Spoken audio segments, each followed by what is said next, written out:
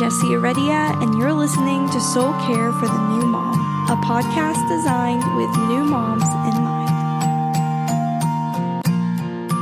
Hey guys, I am so glad you're tuning in to today's episode because you are in for a special treat. In this episode, I'm interviewing wife, mama, childbirth educator, doula, and fellow podcaster Alise Marsh. And you guys, this conversation we had about birth and childbirth education and even the postpartum period and resources for the postpartum mom is exactly the kind of stuff that I love talking about and advocating for. And Alise's passion for these things is just so evident and makes our conversation all the more informative and encouraging. I cannot wait to hear what you take away from our chat and how it's an encouragement to you. So, without further ado, let's listen in on my conversation with Alise. Hey, Alise, welcome to the podcast. Hi, thanks, Jessie. I'm excited to be here. I am too. I'm really excited for my listeners to get to hear more about you and your work because I've been following you for a while and I'm really a fan, but I want to get the word out about your stuff for sure. Oh, thank you. Thank you. Yeah, I would love if you would start off just by telling us more about yourself and your family and what this season of life looks like for you guys right now. Yeah, well, my name's Alise Marsh, and I am a doula and a childbirth educator and a mom and a wife, and I have a podcast, and I have lots of awesome friends and people and a great church, but I live in Puyallup, Washington.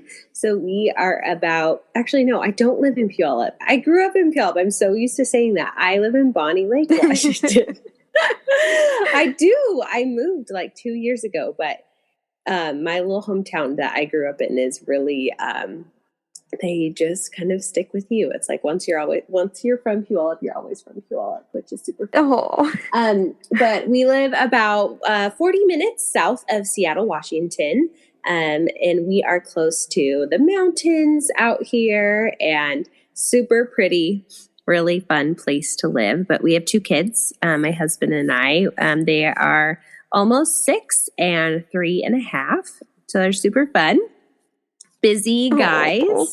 Yeah, they're super cute. And I am a busy birth worker, so I attend 4-ish, give or take, births a month as a doula and teach childbirth education classes here and there in between when I can fit them in, and have a podcast that I do and lots of other good stuff in there. Yeah, I can tell that you are busy because I see you post about, heading into a birth. Yes. And I mean, what a crazy life because you have to be on call, It's crazy. Yeah, it's pretty wild. It's kind of a wild lifestyle. So I started out before my daughter was born, my almost 6-year-old is a doula apprentice, mentoring with a doula. And then I not too long after that, got pregnant. I think that's what happens when you are really into birth and you don't have your own kids. You're like, oh, hey, I want to do this too. So I got pregnant and then have kind of just been on this birth journey with my kids and then my own birth work for the last 6 years. And it's been a wild, crazy season. It's a pretty bizarre lifestyle to live, but we just roll with it a lot of the time. Yeah, well, you have to. You have to, in order to get like a chunk of time off call, I almost have to take about 3 months off of birth work. Wow. Which is crazy because people can go in and out of their due dates. So I take 4 birth clients a month. But, people don't like to stay in their little range sometimes. They like to be all over the place. So we're always rolling with it. We're always we make our plans, and then we're flexible with them. Yes. I love that. Where does this passion for your work as a doula, and we'll talk more about the educating side of it too, but where did your passion just becoming a doula come from? Oh, yeah. Great question. So I am the oldest of 4 kids. And when my youngest sibling was born, I was almost 11. So I was old enough. Well, kind of backing up, I basically begged my parents for a baby sister So I had two brothers and just didn't leave them alone for a really long time until they kind of gave in and got pregnant, which was kind of wild because my mom was older. She was 40 when she got pregnant with my sister. So it was kind of like, well, we'll see what happens, kind of a thing. And she did. And I just loved being along kind of that journey with my mom and watching her belly grow. And through pregnancy, I just kind of had this fascination with it. And then got to be involved in her birth story. And, you know, obviously, the big older sister taking care of my little sister. So always just have this love for babies and little kids, and have always had this wild fascination with pregnancy and birth. And it just never really left me, even as a little girl, and just kind of fell in love with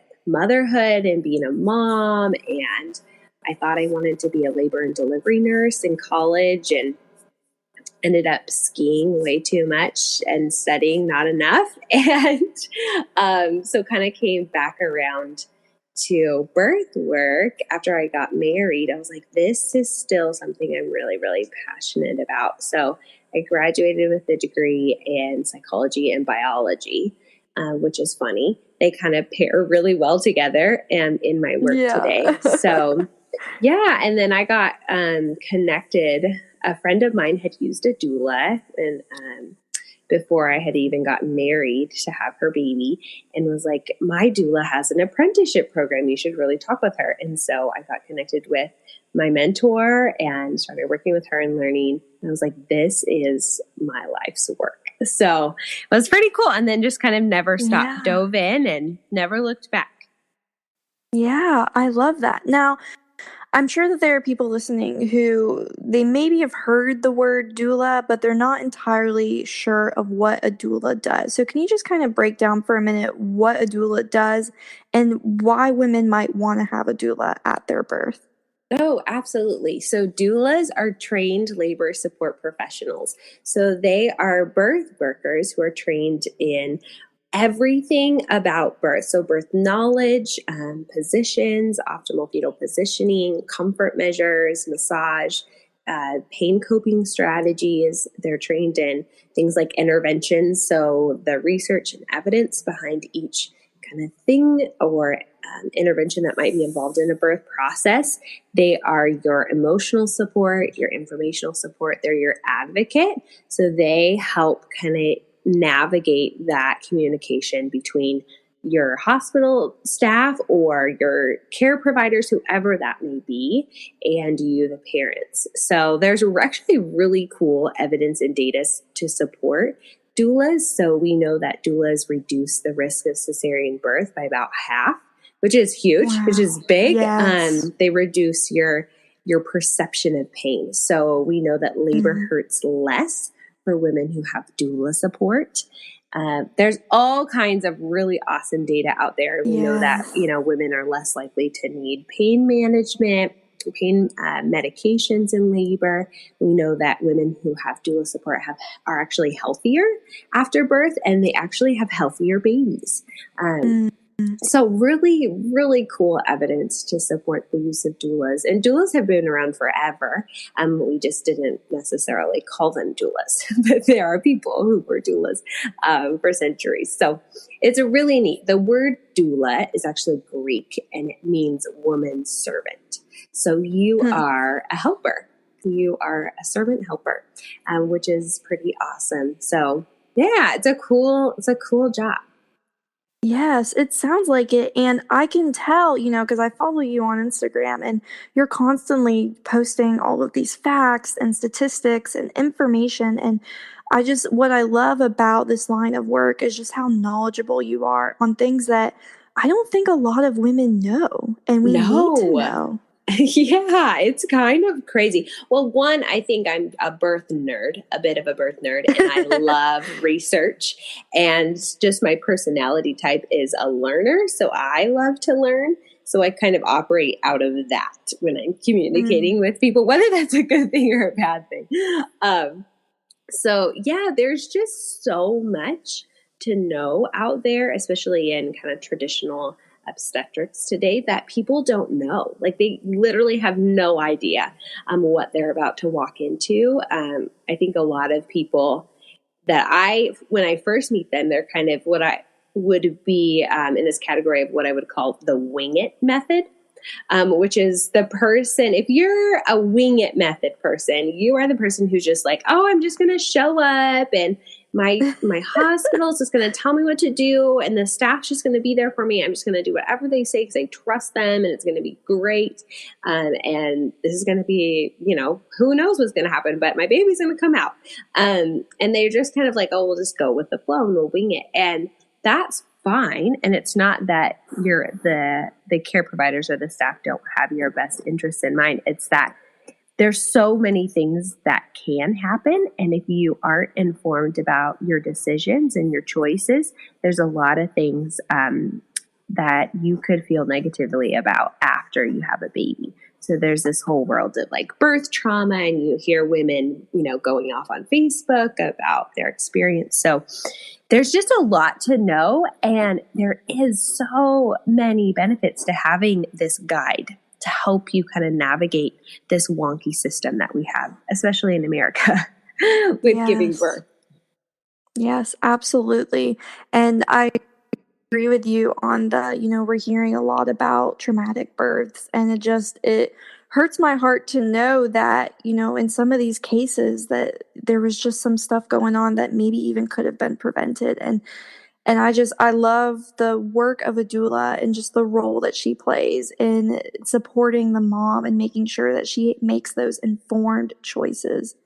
Yeah, totally. I just love it so much. It's all about informed decision making. Like, I don't care what your choices are. I care that you knew what options you had and that you made the decision that you felt best about, not that you felt pressured or coerced or manipulated into a decision, and not that you were funneled through an assembly line. Essentially, like some birth places, it's kind of like the McDonald's or the fast food of birth. And there really is. I don't know if you've watched like The Business of Being Born or anything like that, but that'll really stir the pot for a lot of people. Oh, it will. So that's a great one. But yeah, I mean, there is a myriad of choices and decisions to be made. And unless you know that you have options, there will be none presented to you. That's very true. Yeah, there's a lot to learn. It's like there's this menu of choices, like just like you'd go to a restaurant and pick out, what you want. But when you just show up, if you're the wing it method person, you're going to get no menu. You're just going to be served whatever comes out. So yeah, it's really important because it affects, as you know, affects your postpartum experience. It affects how you feel about motherhood. It affects how you feel about yourself and who you are. This experience is going to last with you for the rest of your life.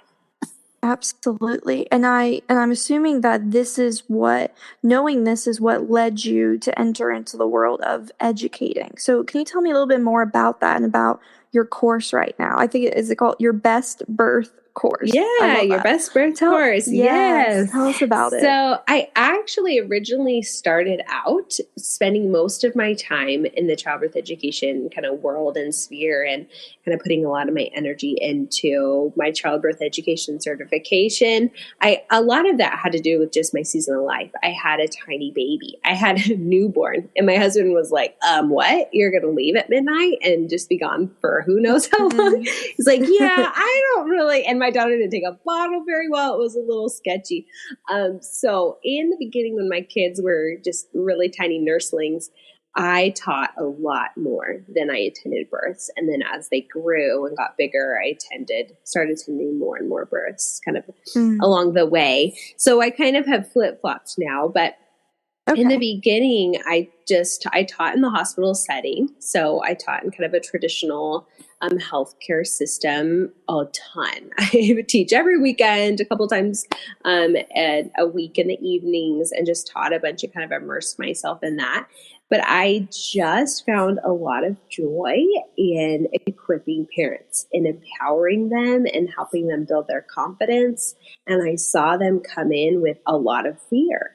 a lot of fear. I think a lot of moms are scared of the unknown, especially as a first time mom. And so it just brought me so much joy to watch these families walk out with confidence and feeling like their anxieties had decreased and that they were equipped to make decisions and they knew what was ahead. And so that's fun. That's really fun. It brings a lot of satisfaction in your work. And so after I had spent a few years kind of in the hospital setting, I was realizing like it's such a small percentage of families that will actually take a childbirth class in the hospital.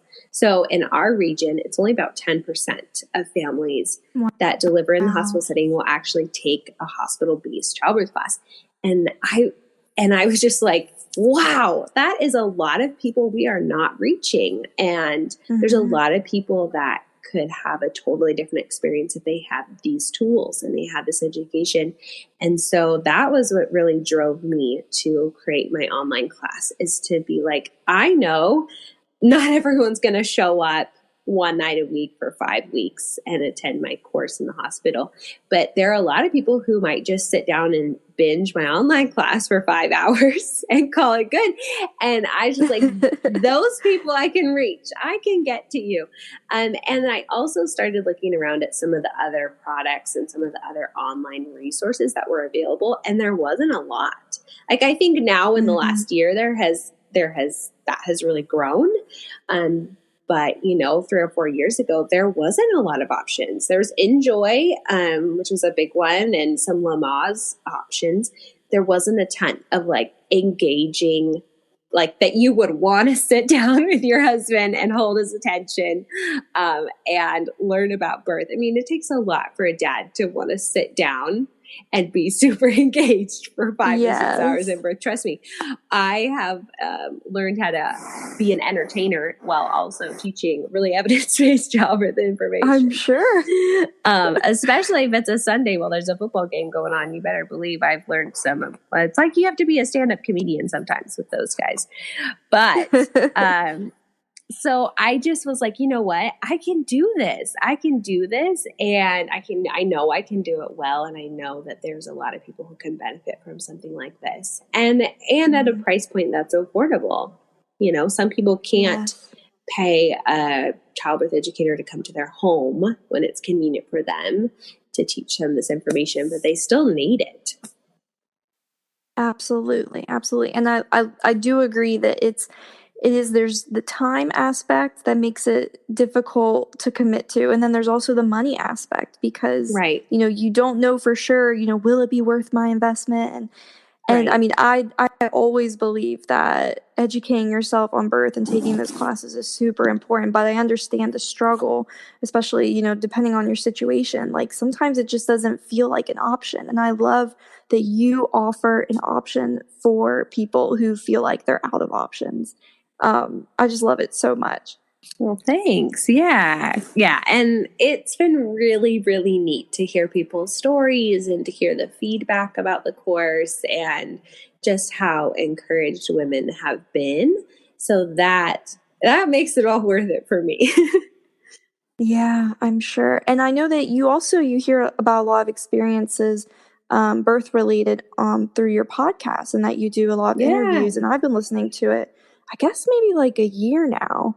Yeah. And I'm just amazed at all the different stories that you've been able to share. And I'm wondering how you got started with that part of your work with the podcast. Yeah, with the podcast. Well, I have always just been an avid podcast listener myself and really loved listening to just a myriad of other types of podcasts. And I have always loved the Jamie Ivey podcast. I don't know if you listen to the Happy Hour. Oh, yes, I do. That was a big one. So I started listening to her like way back when she was first started. And she has always said like, no one is going to do what you can do. Even if you think you're doing the same thing, like no one can be you. And you have a group of people that you can reach. And so that just really encouraged me to jump out and do it. And I'd been a long-time listener of the Birth Hour and some different like birthy type of shows. And I was just like, you know what? I think there's something that I can offer that would be different and still be a value add to a lot of people. And so I've always loved podcasts. And then I kind of in a different season of my life had a lot of disappointments and hurt and kind of loss. And what I have learned is that when you are hurting, the best thing to do is to tell people about Jesus and to share the love of the Lord and to look at what God is doing in other people's hearts and lives, because that will encourage you and it will get your eyes off your own stuff and your own junk and how easy it is to just kind of be this woe is me, and to be like, it just builds your faith. And so it really came out of a season where I was hurting and really just wanted to talk about Jesus and to talk about this thing that I love around birth and encourage other women. And so one day, my husband just sat me down and he said, Alise, you have been talking about a podcast for years. You need to do it right now.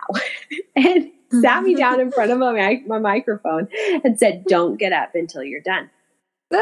And that's really how it started for me. I was like, are you sure? I'm not ready. And he's like, no, you just need to do this. So I definitely wouldn't have a podcast without my husband, Jeff. He's amazing. He's kind of he's my cheerleader and also does all the technical things that stress me out. Oh, Lord bless him. Around having a podcast.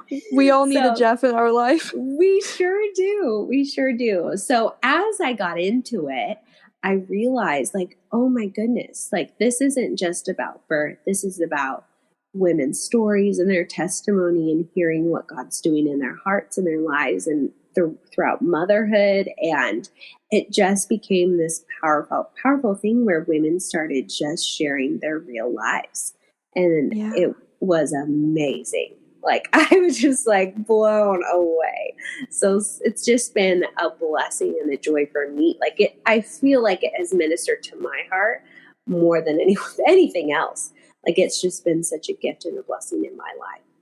Yes, and I'm definitely going to link your podcast, the Perfectly Wonderfully Made podcast, in my show notes so that my listeners can check it out. I can't count the number of times that I've listened to an episode and just walked away feeling not just encouraged, but really just comforted, because you're right. Like when we are in a painful season, we do so badly need those reminders of what God has done and what he is doing, and not just in our lives, but in the lives of other women around the world. And that's what I get. That's what I take away from your podcast every time I listen to it. I love it. Thanks. Yeah. It's just, and I have always just said like, okay, God, as long as you have this avenue and this platform for me to use, I will use it. And if one day I wake up and you say you're done, great, we'll walk away. But as long as I feel like the Lord is really saying, okay, here you go, this is the direction I have for you, then I will go there. And it's been just a gift. It's really been a gift. And I think it has been kind of the product of how my heart has changed as a mom too. And I think after I had my first baby, I was just like, oh my gosh, it was like I saw the Lord in a totally different way as a mom. And so it's been cool. It's been really cool. I'm thankful for it. I love it. I want to hear more about, because you're introducing a little bit about your faith journey, and on the podcast, this is a faith-based podcast, so I love just diving into how God is woven into different areas of our life and how we see him move. So I'd love to know what you've learned about the Lord and your faith through the work that you've been doing. Yeah. Oh, man. I think they all kind of go together, like my work and my faith and my life. I kind of grew up with this mentality, like your ministry is who you are, not what you do. So regardless of your job or your season of life, like that is your ministry, wherever the Lord has put you. And so certainly my birth work has been my ministry, and the Lord has really given me a way to serve people and to love them in this season where they're so almost not fragile sounds negative, but it's just a really delicate season of life, and you're vulnerable in this intimate place around birth, and you're changing, and your relationship with your partner is changing.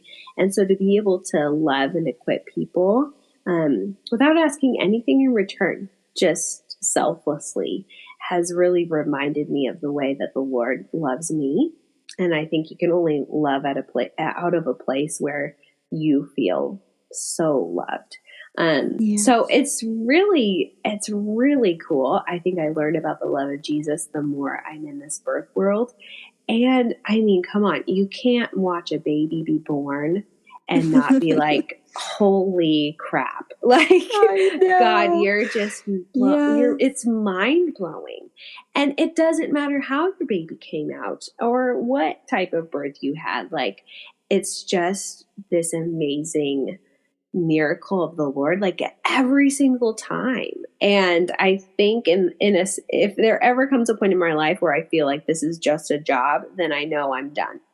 My time has passed. Yes. Because I think I'm just blown away by the newness of the Lord and the mercies that he brings in every situation. Like, even when you think you're done, like, and you have nothing left, like, the Lord just gives you so much strength and just a grace to do more things. So, goodness, I've learned a ton about the Lord. And I think another thing too is sometimes I get into this like crazy stress of balancing my home life and my birth life and my kids and my family and being a wife and a mom. And sometimes I can get really worked up, and I'll be like, okay, I've got 4 moms who are over their due date. Like, this is gonna be crazy. And, I have my kids' doctor's appointments, or I need to be here, or I'm trying to get to the grocery store and have food for my family in the fridge, so when I'm gone for 2 days, they can eat. And sometimes I can get a little panicky. And I think in those moments, the Lord has just so taught me, like, Alise, I've got you, and I've got this, and you just need to trust me. And it works. It's crazy, but it works. Yeah. And it's just like time and time again, he just shows up for me in so many ways. And birth work is not easy. I'm not going to lie. Like, it can seem on Instagram like unicorns and cupcakes and rainbows, but there are certainly births where I have been like, I don't want to be here. Like, this is not always fun. Sometimes it's really challenging. Sometimes family dynamics are really challenging, or a relationship with a couple is really challenging. And the Lord has just sustained me in that so much. And then at the end of the day, he really brings it all together, and it's like, this is why I had you here. This is why I had you here, because I needed you to minister to this family in this way. And so it's been cool. I mean, it's been really cool. I don't know if that answers your question. No, it definitely does. And you're so right about just how, your ministry isn't just the work. It's who you are. And I love how he's using you in all different aspects, regardless of your title, or regardless of whether, you're a professional podcaster. You just show the grace and love of God. And that is such a beautiful, much needed thing in this world, especially when it comes to the topic of childbirth and pregnancy and even postpartum. And I would love to dive in for a second into the postpartum period, because this is where my heart is at. I love to encourage women after they, have those little ones and they're in that thick of motherhood, those very challenging years. And I love to know, what are some of the difficulties that you have noticed women encounter after birth? And how have you been able to come alongside those moms? Oh, absolutely. So, one, I think as in the United States of America, like, we just don't have a great system for birth in general, and certainly not for postpartum. I mean, to expect a mom to just have a baby and to come back 6 weeks later for like your postpartum visit is just bizarre to me. Like, why in the world would you think that that's going to be okay? There's so much that happens in those first 6 weeks. I know a lot of home birth midwives who will do or out of hospital midwives who will do more visits and more check-ins with the mama, which is great. But in kind of a traditional obstetrical model of care, you're going to have a baby and come back 6 weeks later, which is nutty. It's really nutty to think like, whoa, there is so much to address in those first 6 weeks. So I think just recognizing that our system isn't really set up to support you initially, and that I always say your healthcare is your responsibility. So I think as Americans, we think, oh, we're in the system and everyone's going to do everything for me and it's just going to work great. But it's like, no. You are responsible for your own healthcare. You are responsible to set up your support and to set up everything that you need in birth and in the postpartum period. So with that, I teach people how to be savvy consumers of their healthcare. But even in the postpartum period, knowing, like, I think the biggest thing, I think moms who struggle the most don't have a village, meaning they don't have a community of women around them, or they don't have a community of support around them after they have babies. So maybe you've moved and you're in a state that you've just recently relocated. You don't know a lot of people. You don't have a lot of friends and family close by to help. And you're kind of on your own, or your husband's gone back to work right away and hasn't gotten any paternity leave. That's a really isolating place to be. And I think women struggle. We were never meant to do this alone. I don't know why anyone thinks they can.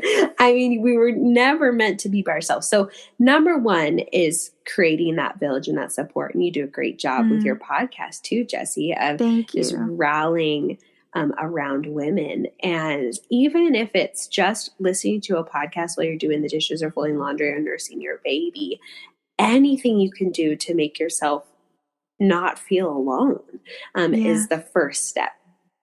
And then I think the other thing, the next biggest thing would be just realizing what's normal and what's not. I think social media has messed up our idea of what is normal and what is to be expected after you have a baby. So, I think if there's this like, oh, you should be able to wear your yoga pants and go to Target and go back to yoga class and to work out, a week and to clean your house. And you should have makeup on and your hair done and you should look super cute with your stroller and your baby in it and your perfect bows and your swaddles. And it's like, no. Not never. Should that be the expectation? I mean, we have lost this art of caring for the postpartum mom. We have a lot of attention on the baby, and the baby gets a lot of credit because, well, of course, they're cute. They're cute and irresistible. But we have lost this art of nurturing the postpartum mom and honoring what her body has done. Yeah. And so I think just getting into a space and a place where you understand what your expectations should be and what is normal. So I tell my clients, I want you to expect to be in your bed for 5 to 7 days with your shirt off, snuggling your baby, doing skin to skin, breastfeeding and sleeping, and having everyone bring you food in your bed. Like, that's my expectation of you for the first week. Yes. Like, you should go to the bathroom, you should nap, you should eat, you should snuggle and sleep and nurse your baby, do skin to skin, be close to your baby, have that incredible period of bonding. It's great for your milk supply. It decreases your risk of postpartum depression when we're skin to skin and breastfeeding our babies. There's also breastfeeding issues are big that people aren't prepared for or set up to succeed. Maybe you have flat nipples or inverted nipples, I'm kind of just jumping in here. That's okay.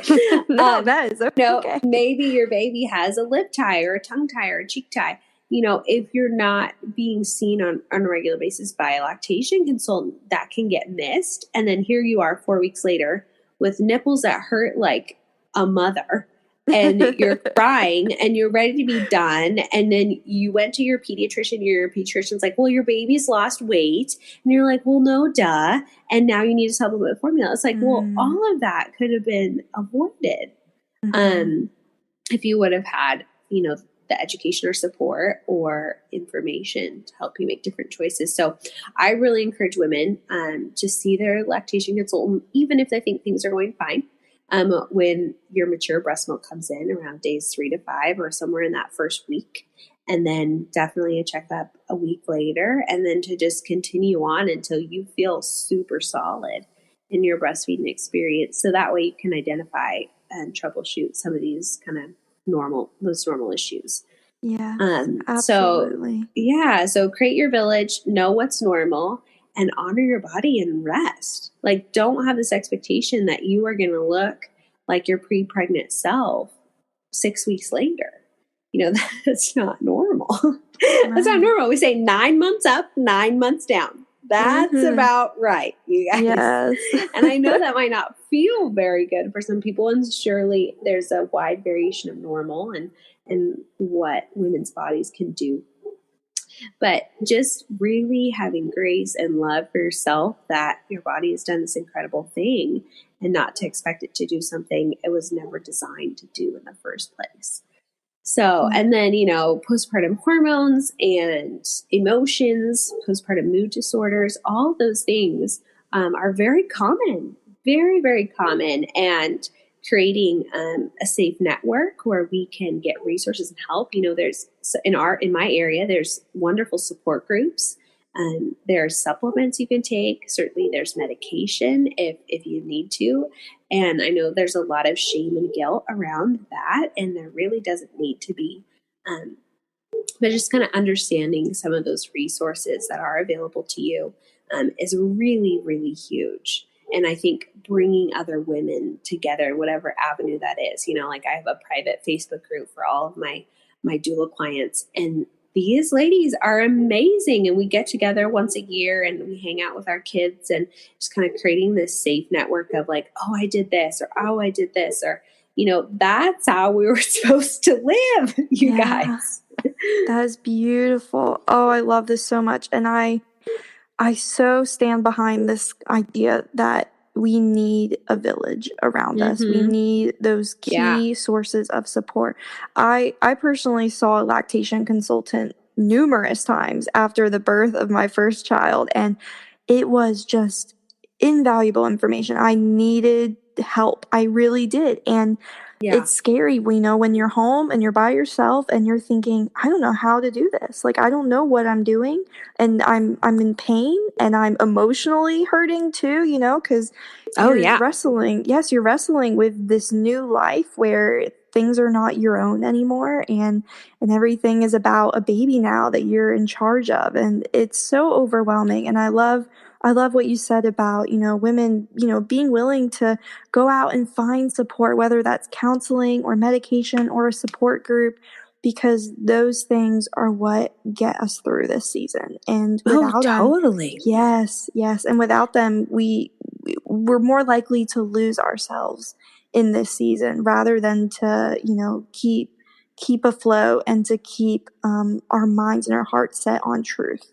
And I think absolutely. Yes, I think that it's so easy to, get caught up in what you mentioned, those lies of the expectations, of, oh, I need to look like this, or my house needs to look like this, or my baby needs to look like this and act like this. And it's like, that's not real. Yes, it's not real. And the truth is that so much of life is out of our control, especially after we have a baby, and we can't hold ourselves to that standard because we will constantly end up feeling like we're failing. Right. And we don't need that at all. So I love all of those pieces of wisdom that you just shared. Absolutely. I want to know, for the mom who's listening, who's thinking, okay, well, all of that sounds great, but I don't really know, whether anyone can really help me or encourage me or support me because, maybe she has this idea of I have to do it on my own. What do you have to say to her who's feeling like I'm just trying, to figure this out myself, maybe out of pride or fear or anxiety or depression or whatever? Yeah. I think I actually just had a postpartum visit with one of my clients this last week, and she was really struggling with some postpartum emotions. And there were parts of her birth that she really just wasn't settled on and was unhappy with. And so we were working through some of that. But she, it took her a while to kind of get out of the house and reach out to anyone. And her comment to me was, I just kind of wanted to sit and sulk in this place of being sad. And it took her husband kind of pushing her out of the house, pushing her to me actually, to kind of take those steps. But yeah, I think our natural inclination is just to kind of sit in our misery. But anything you can do to just move towards a person, whether that be if you're newly postpartum, move towards your healthcare provider, whether that's your midwife or your obstetrician. Especially if you're in those first 6 weeks postpartum, they have postpartum depression screening, and hopefully they will do all of those things that they should be doing and get you some of those resources. But certainly no one was supposed to do it on their own. No one was. You need people, even if, and if not for you, for your baby. Right? If not for you, if you can't wrap your head around doing something for yourself, then do it for your kids. And I think most moms could kind of okay, I know I'm not feeling my best. I know I'm not giving my best. And I do want what's best for my baby, even if I don't feel like I can do it right now. So if not for you, for your baby, and just sometimes we just have to do the motions, right? You may not feel like it. It may feel awful. I mean, it might feel terrible trying to get out of the house or talk to someone about how you're feeling, but just fake it till you make it. And eventually it will get easier. And eventually it will get better. And eventually with help, you will be well. But you just have to do the motions in the beginning. And sometimes the motion is just calling your obstetrician or calling your midwife or calling a trusted, safe friend that you can help. In my area, we have a group. It's called Perinatal Support Group Washington. And they have a 1-800 number warm line that you can call, and someone will pick up the phone and talk to you any time of the day about your postpartum, motherhood, your baby, anything, and they will direct you to resources. So I know there's other groups like that all over the world, and I'm happy to help you find them if you really aren't feeling like you have support. So I would just say, make a move. Just move towards somebody or something, and eventually it will get better.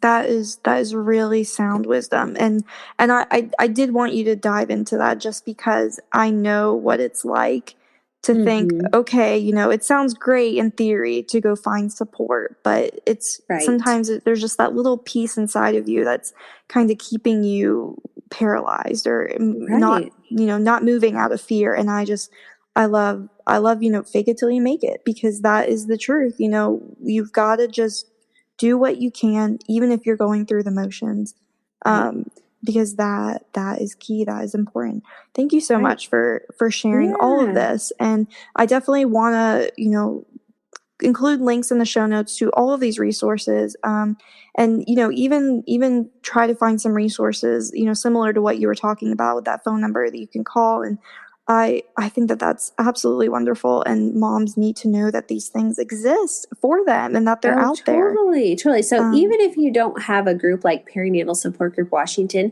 there is a doula called a postpartum doula, and they're everywhere. They're everywhere. Yes. So postpartum doulas are trained in the postpartum period. They're trained to identify markers for postpartum depression, postpartum mood disorders. They're trained in newborn care. They're trained in really helping a mother to heal physically, emotionally, spiritually. They can do things that your family members can't.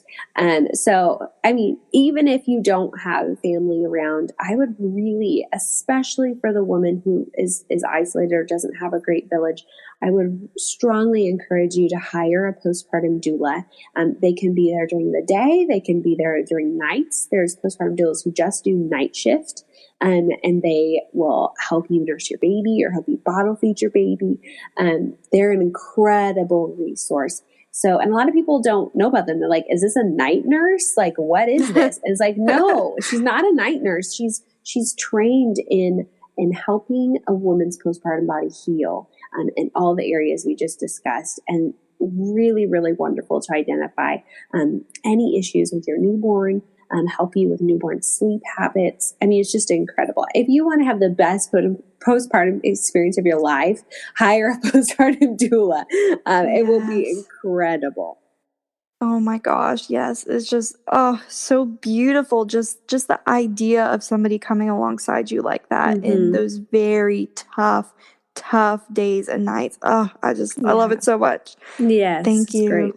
Can you just tell us real quick your website so that they can check you out? Yes, my website is alisemarsh.com. You can find everything about me there. I've got some free resources on my website. I have a free 6-day childbirth class on there. So super easy, no risk there. And then my birth course is yourbestbirthcourse.com. My Instagram is perfectly wonderfully made. Love it. Thank you so much, Alise. We'll talk again soon. Okay. Thanks, Jessie. Hey friends, if you haven't already, it would mean so much to me if you'd leave a review for this podcast on iTunes or in your Apple Podcast app. Getting more reviews and ratings helps Soul Care for the New Mom get more exposure, which means more moms listening and more moms being filled with gospel truths and encouragement for their motherhood journey. I definitely want to see Soul Care continue to grow, and you can help with that with your review. Plus, I love hearing your feedback and getting an idea of what this podcast has meant to you. So when you get a chance, please be sure to do that. That would truly bless me today.